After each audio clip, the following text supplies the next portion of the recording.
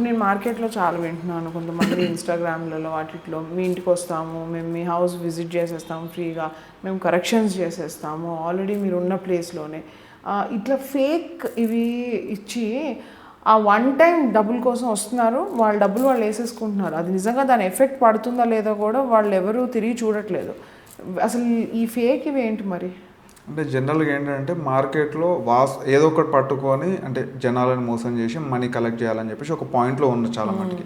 చాలామంది ఏం చేస్తున్నారు, ఇప్పుడు టాయిలెట్ తప్పు ఉంది కాబట్టి వాళ్ళు ఎలిమెంట్స్ అమ్ముకుంటారు. అరే ఈ టాయిలెట్లో ఈ చెట్టు పెట్టు, ఓకే, నీకు నెగిటివ్ ఎనర్జీ, ఆ ఎనర్జీ దానివల్ల మీకు న్యూట్రలైజ్ అయిపోతుంది.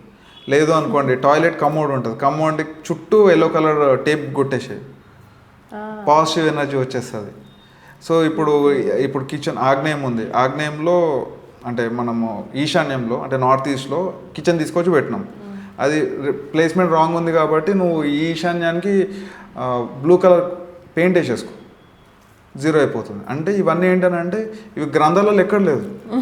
మనం పూర్వకాలం మనం వాస్తు బుక్స్ చదివాం అనుకోండి, కలర్సే లేవు. అప్పుడు ఏం చేసేటోళ్ళు, జస్ట్ పేడ ఉంటుంది కదా, కౌడంగ్, దాన్ని అలికేవాళ్ళు అంతే. తర్వాత సున్నం వచ్చింది, వైట్ వాష్, తర్వాత ఇప్పుడు కలర్స్ వచ్చినాయి.